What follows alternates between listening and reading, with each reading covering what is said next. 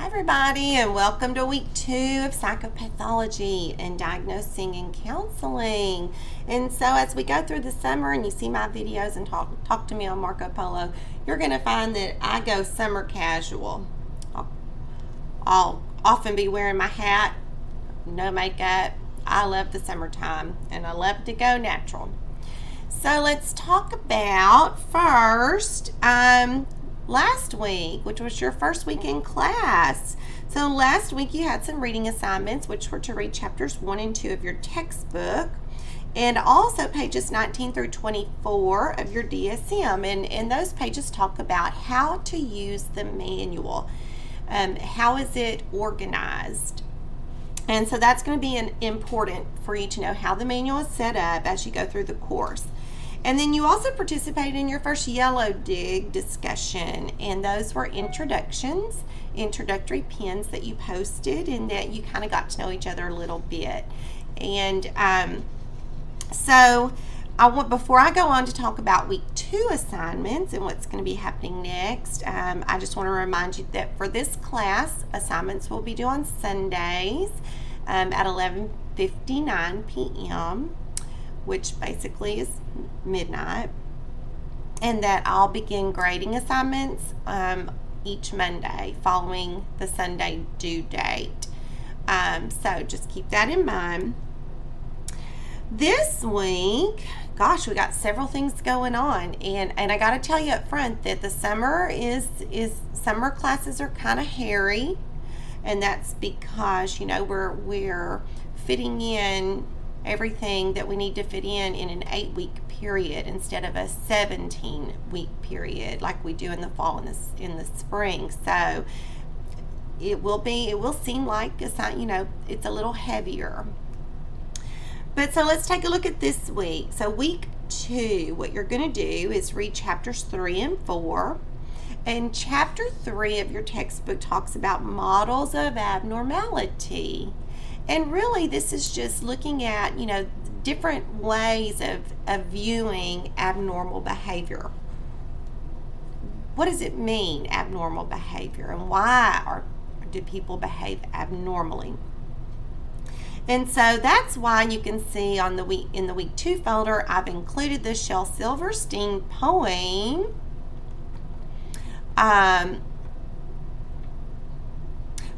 No, I included a different poem. I'll talk about that poem in a minute. So chapter 3 talks about models of abnormality, and then what you'll do is you'll start a new Yellow Dig discussion for this week, and the topic is models of abnormality. Now again, I'm not going to give you prompts that you have to respond to. I want you guys to be leading the discussion.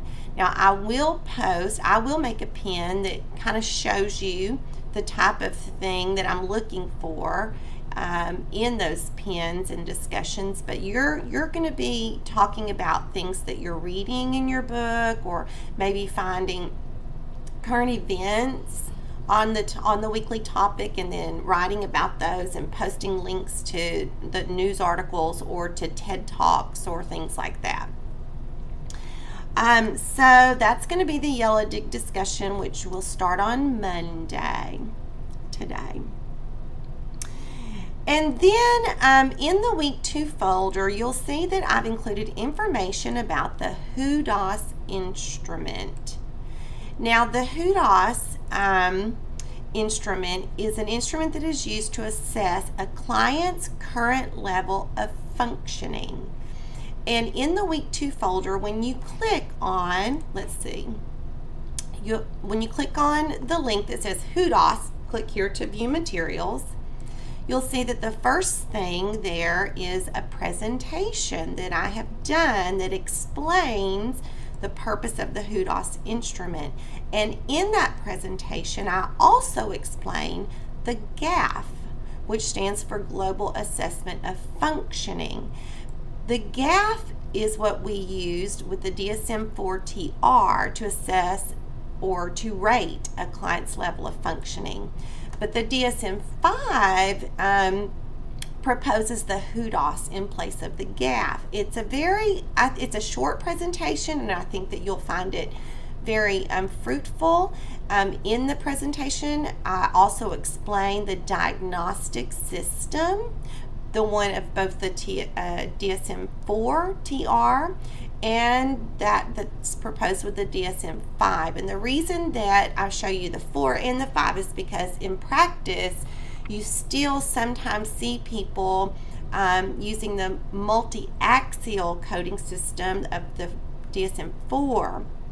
And also, you'll see diagnoses that are documented by way of the DSM-5 system. So, watch that short presentation. And then below the presentation, you'll see that I have included links to the HUDOS instrument for you just to look at, review, see what it looks like. I've included an article about the HUDOS. And I've also included the GAF scale. Remember the GAF scale that was used with the DSM-4 TR. Now you don't have to do anything with these, with the HUDOS in terms of, submitting anything for an assignment. I just want you to know what these are in the event that you run across them in practice, which you will. So then also in the week 2 folder, you'll see a link titled MSE Assignment. When you click on that, it'll take you to the directions for completing the assignment and all the materials. MSE stands for Mental Status Exam. And a client's mental status and examining that is a very vital component of clinical care. And so when we're looking at, when we're assessing a client's mental status, we're looking at, what are their behaviors? What's their appearance? Do they look like they are well groomed, or are they disheveled? What's their hygiene like? What's their mood? And then what's the affect? What they're showing on their face. Do mood and affect seem to match or be congruent? If a client says, I've been feeling really depressed but is really smiley, then that would be an incongruency. We're also looking at how they talk. Are they very slow when they talk, with kind of broken speech? Are they just really rambling and going like this and talking very quickly? Or are they within normal limits and just talking as we would think would be normal for someone? And then we're also looking for their thoughts. Are they having any thought distortions? Are they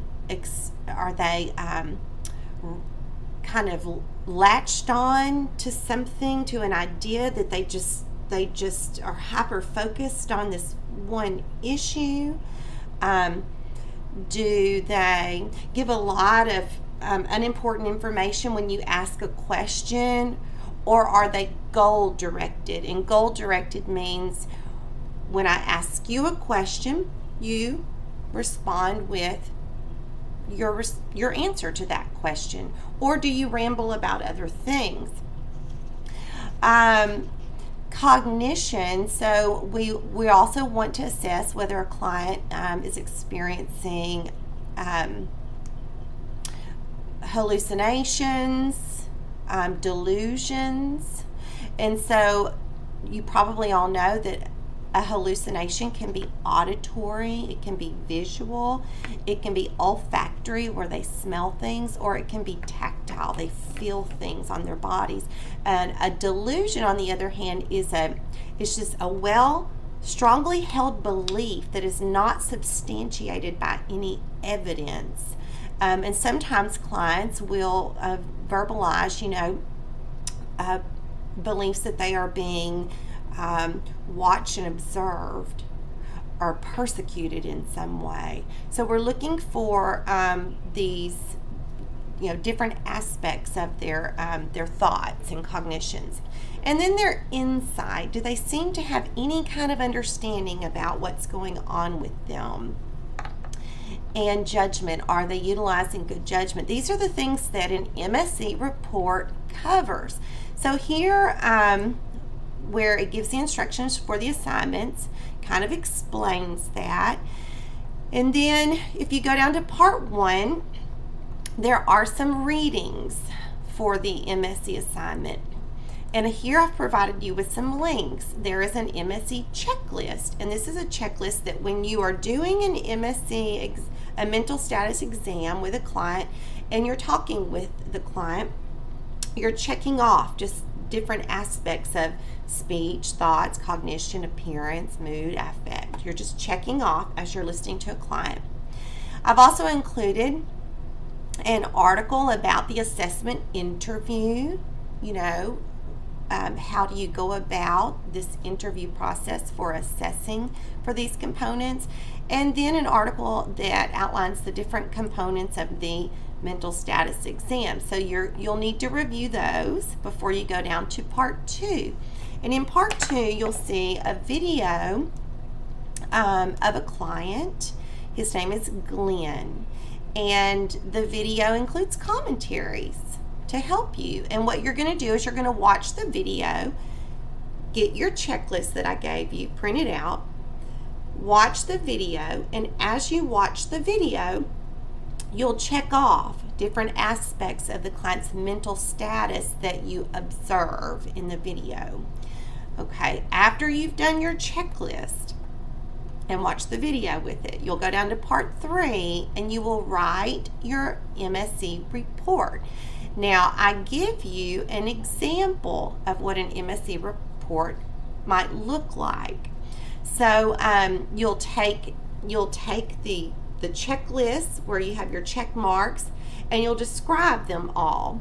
And you can follow the format of the example that I have given you. It does not need to be APA formatted, and it probably won't be more than 1 to 2 pages if you single space it.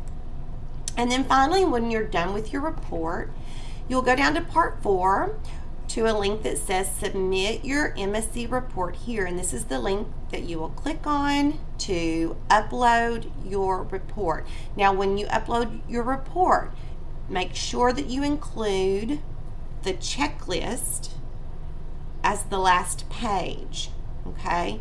So you probably will have to scan that checklist into your computer and attach it, include it as the last page of your report. And so that's what we're doing this week. We're talking about models of abnormality. We're discussing models of abnormality in Yellow Dig. You're completing the MSE report, and you're just reviewing the HUDOS material and the GAF material. So I hope that this is helpful for you to hear this. Oh, so that goes back to the poem. I love Silverstein. I always have. But so you'll see the week 2 folder, I've included a poem. And that poem is called Something Missing. Something Missing. And so this is how it goes. I remember I put on my socks. I remember I put on my shoes. I remember I put on my tie that was painted in beautiful purples and blues. I remember I put on my coat to look perfectly grand at the dance, yet I feel there is something I may have forgot. What is it? What is it? And so I included that poem here to help illustrate that mental status exam, someone's mental state of being in the moment. But anyway, I look forward to this semester with you guys. I hope this is helpful for you. Remember, if you need to contact me, please do so using Marco Polo app. Remember, I'm summer casual, and so you can be too. I'll talk to y'all soon.